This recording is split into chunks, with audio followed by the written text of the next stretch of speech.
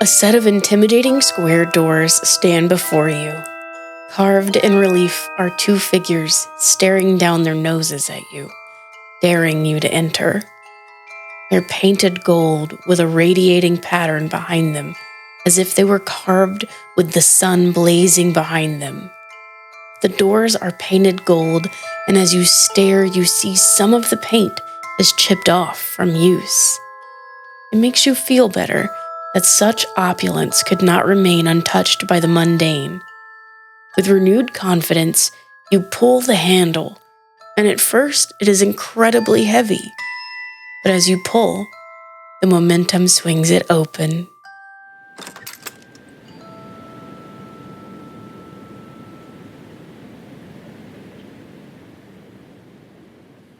You all stand in the frozen wasteland surrounding the crumpled form of Krampus. The snow begins to circle, blowing stronger and stronger in the wind until you are all trapped in a tornado, much like you were before you got here. Only instead of the dark coal dust, it is, in fact, snow. You find yourselves standing once again in Krampus's office, with him sort of schlumped in his chair. He is still breathing, and he looks up with the one eye he has left and just kind of shrugs. All right, fair's fair. He's going to gesture, and you're going to see the mechanisms, the wheels, the cogs, the shapes, the levers.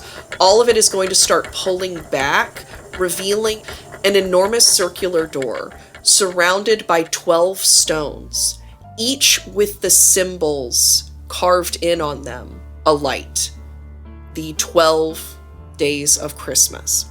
Each of those symbols is going to slowly have its glow fade before the door rolls open and the beautiful, glittering, shifting colors of Christmas spirit and magic begin pouring forth as if a dam has been opened.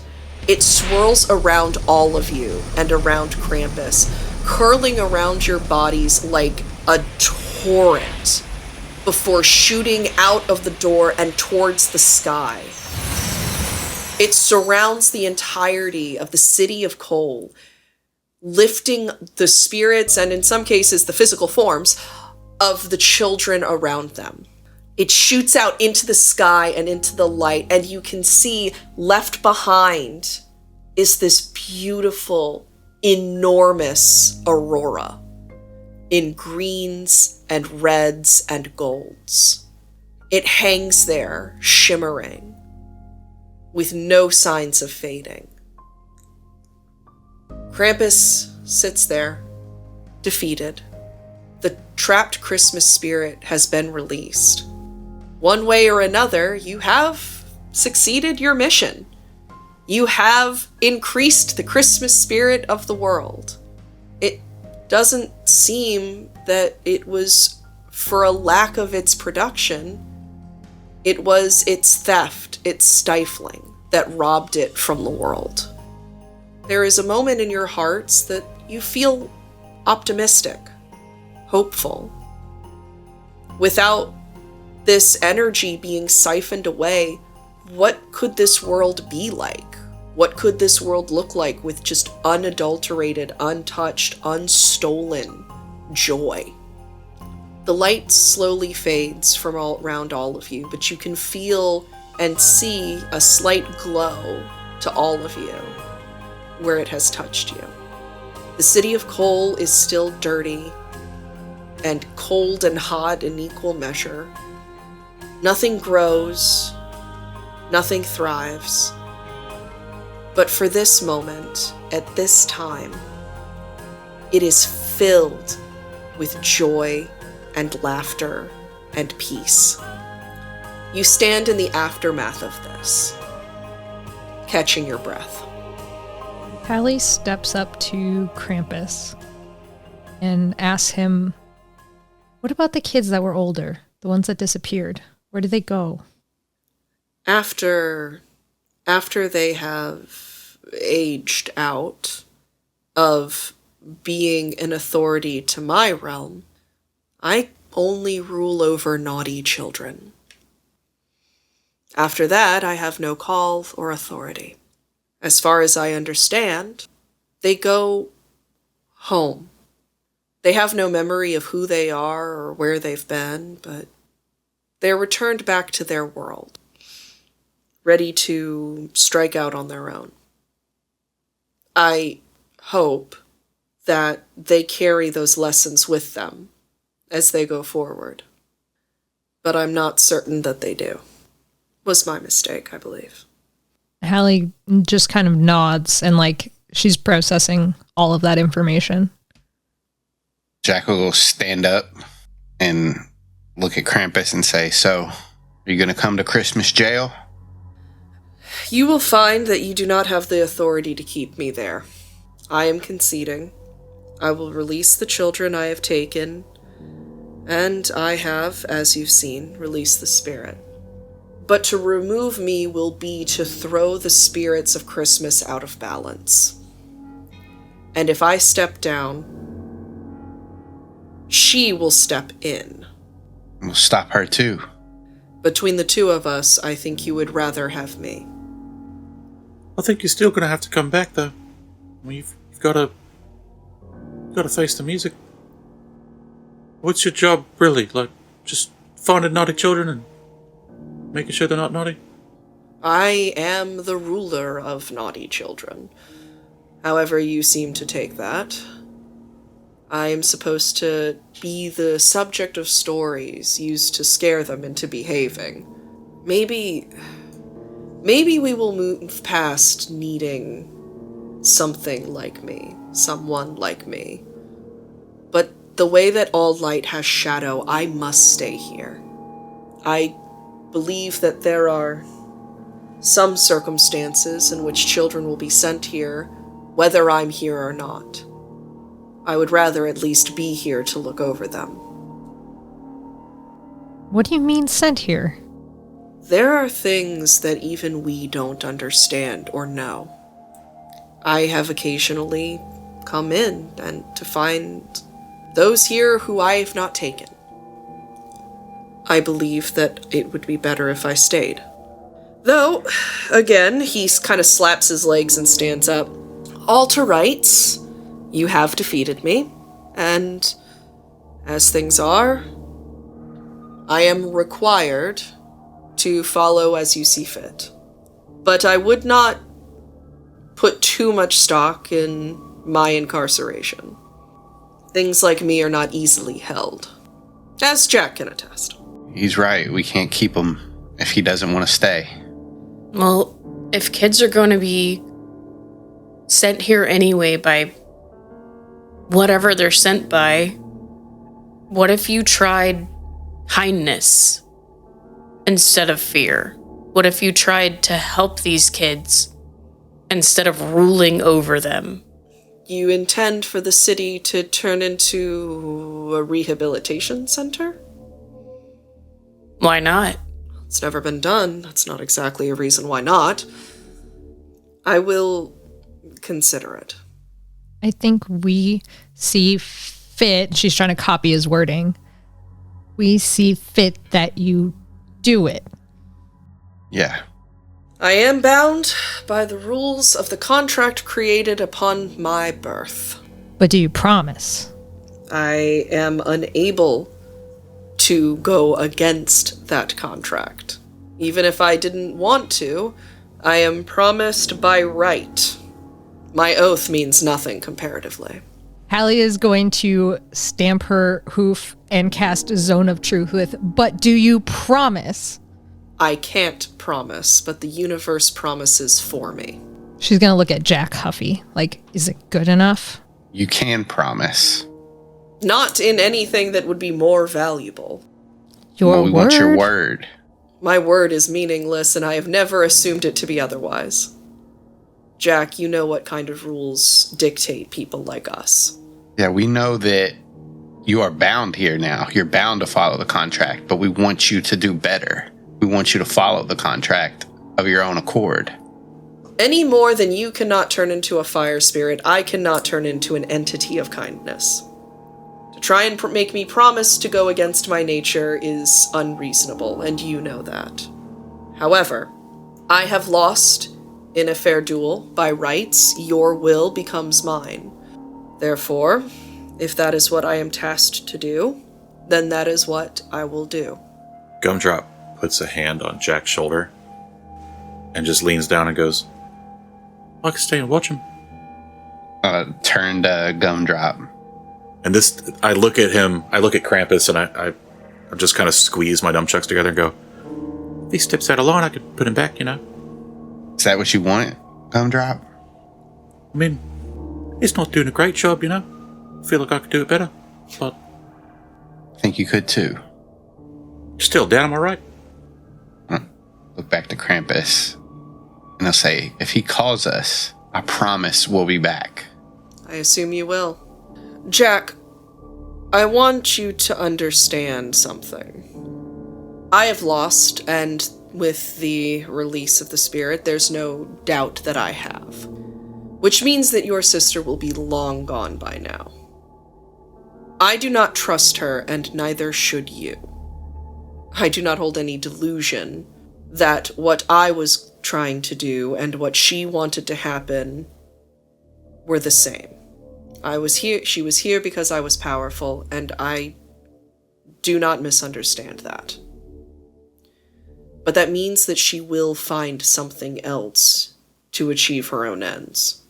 I would be wary going forward.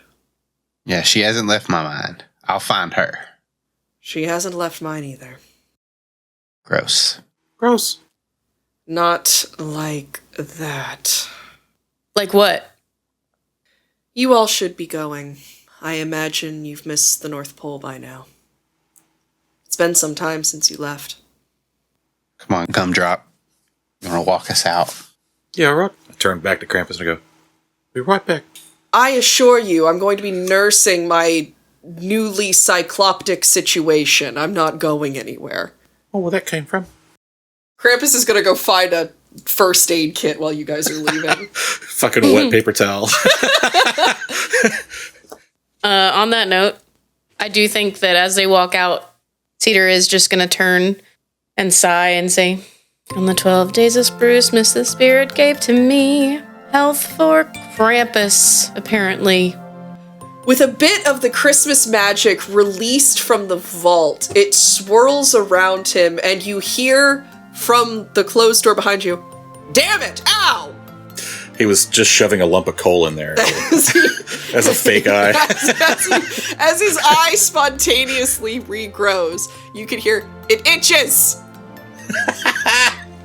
Why is it glowing? You're welcome. Merry Christmas. He's gonna have like one red eye now and one like green eye. Christmas Krampus. Actually, yes, that is correct. So as you guys are leaving, you notice, as you step through the hallway, the eternal party frozen in ice is gone. The snow that covered the floor is gone, and the doorway to the room, the sitting room, that the Snow Queen invited you all in, it's as if it was never there. I have to find her. Guess my job isn't done. We could try to sniff her out. You can try. Why don't you go ahead and try, Halley? See if you can find her. See if you can catch her scent. Halley will give it a shot. As you snuffle around, you smell nothing. And not in the sense that you don't pick up on any smells. You smell what can only be described as void. The absence, the cold, the dark. The space between things where something can't be.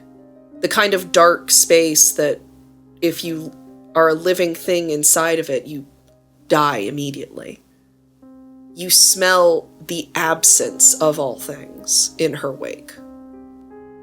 She's just gone. There's like nothing, but like nothing. Not like nothing, like, oh, I can, like, there's this stuff here. Like, it's gone. Cold trail. I think it's going to take a little bit more to find out where she is. We might have to wait for her to poke her head back out. But we'll be ready. Okay. Wait, does that mean they're divorced now? Oh, no. I think so. We should put that in as part of the agreement that they have to be divorced. That doesn't sound nice or fair.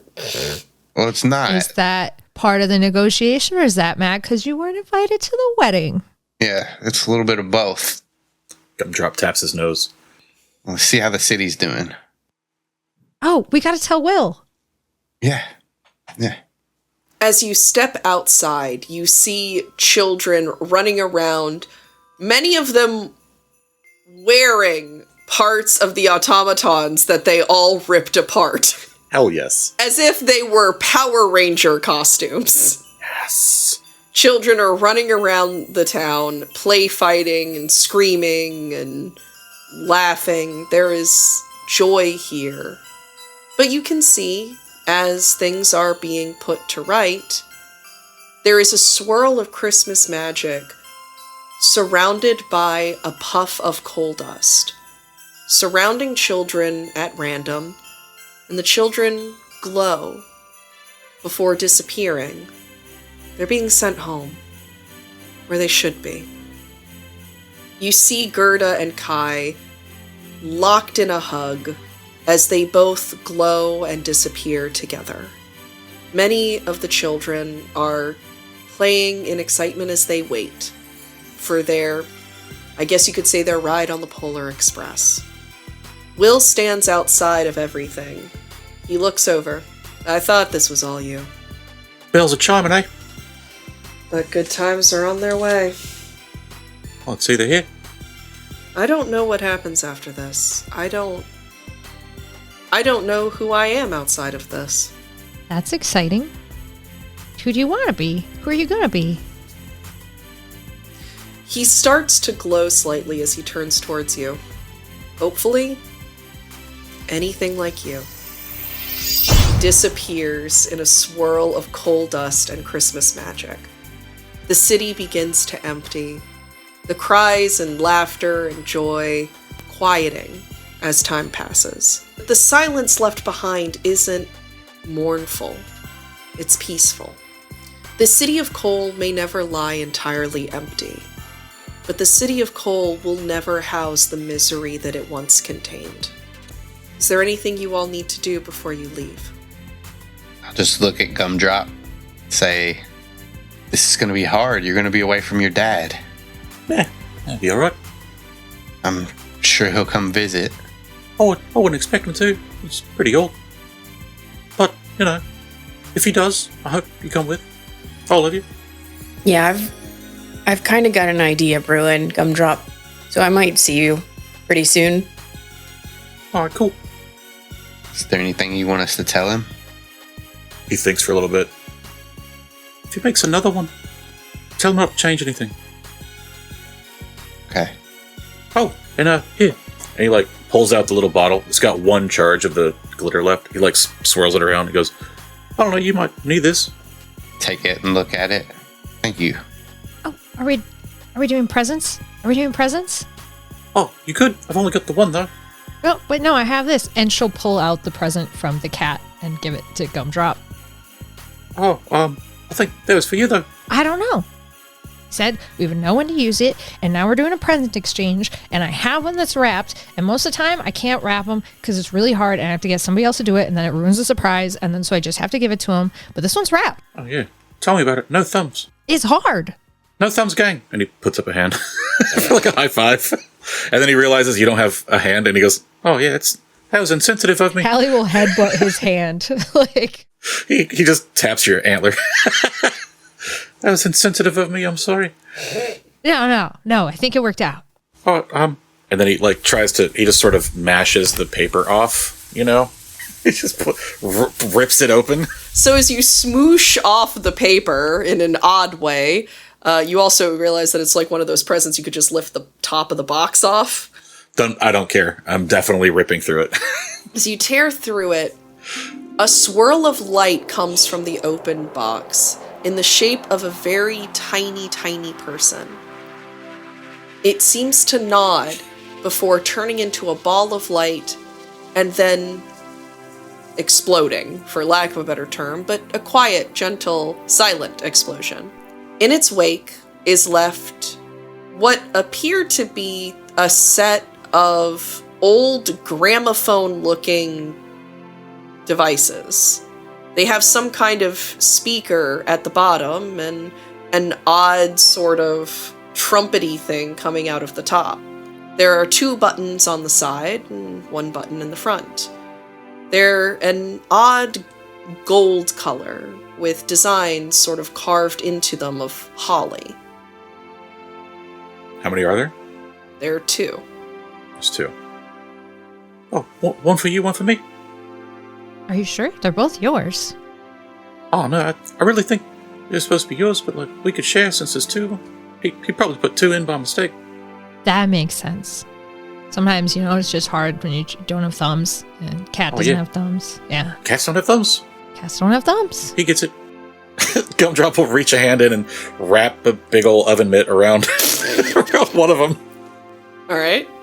Halley will just sniff at it for a second and then be like, "Can you guys help?" Looking at Jack and Cedar. Yeah, Cedar walks forward and picks it up and holds it up for Halley. Thank you. It's surprisingly kind of heavy. What is it? I don't know.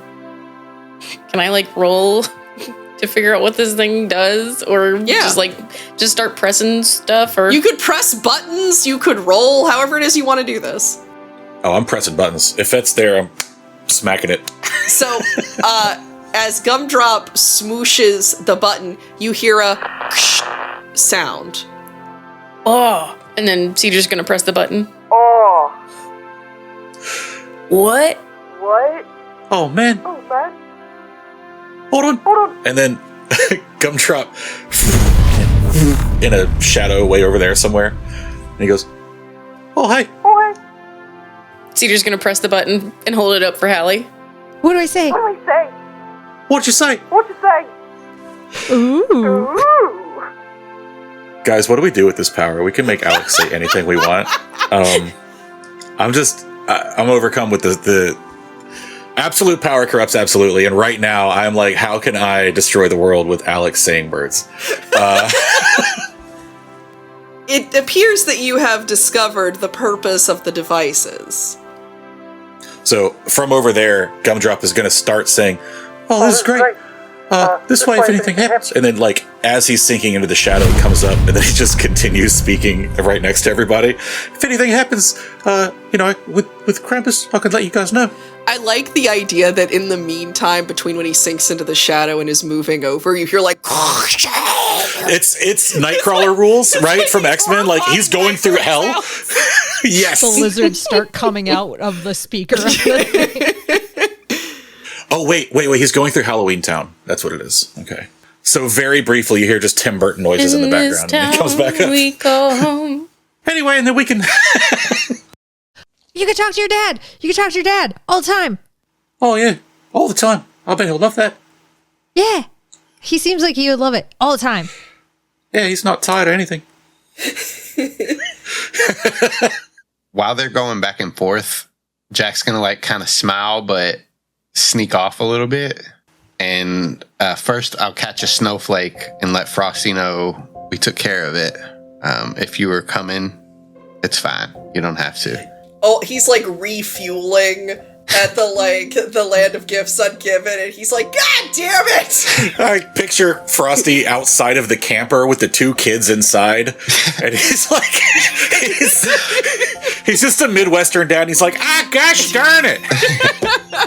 He's outside the Buc-ee's, like... He's outside the Buc-ee's in his sandals and socks. Gosh darn it! I don't know why that's Frosty now, but anyway. Why didn't we make him talk like Ned Flanders from the beginning? Snokely Dokely. Anyway. Snokely dokely! And after he sends that snowflake off to Frosty, He'll reach up with his other hand, grab a snowflake, think for a second, and his eyes will start to glow. And then he'll say, "I'll find you. Send it off." In a few moments, you see a snowflake freeze directly in front of your face. In your mind, you hear, "I'm sure you will," before it catches the wind again, carrying off. Just intense glow of his eyes as he looks off into the distance. And then they start to stop, and he turns and sees his friends, smiles, walks back towards them. Cedar, Halley, anything you two want to do?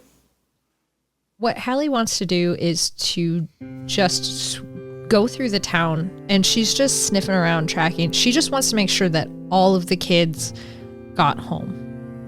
I mean, the kids are going to be disappearing for some time now. There are quite a few. But it does appear that everyone is on schedule. Cedar? I think that Cedar is attempting to go up to as many children as possible and just be like, "Hi, I'm Cedar. What's your name?" Annalise. "Hey, Elise, what do you want for Christmas?" Fudge. "Awesome, thank you." And she's just gonna keep going around and finding as many kids as possible. You find many children and many requests for gifts, everything from 2 front teeth to a hippopotamus. So, with all of your respective responsibilities fulfilled, except for the one of you staying behind, you load up into your sleigh and go into the sky, heading just under the aurora and following it north to home. As the sleigh carries his friends off into the distance under the aurora, Gumdrop kind of smiles, and where they were standing is inside the town, right? Still, Yes. yeah. I'm just in my mind. This is like a little sort of a central area between like some roads where they cross, and he takes the little pinch of miracle dust and just plants it. And the idea is that it's going to grow into a tree, like a big Christmas tree. Just for this town, there'll be a big star at the top, you know, the whole jazz. But since it's magical, it's miraculous, it grows immediately. And as it grows, sort of rippling out across the town, the coal is pushed up against the walls and it sort of just disappears.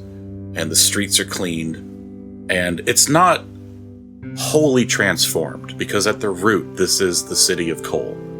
But the pervading corruption and darkness that has been here recedes.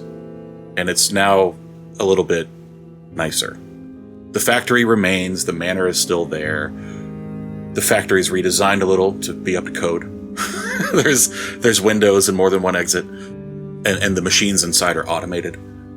But for the most part, it's just it's cleaned up, it's made nicer. And there's the big tree standing in the center to remind the kids that Christmas is still good and they can still be good. And then he turns and heads towards the Krampus's place to keep an eye on his ass. Well, you should probably watch other parts of him too. Make sure that like he's not doing anything bad, but You gotta watch the center of gravity.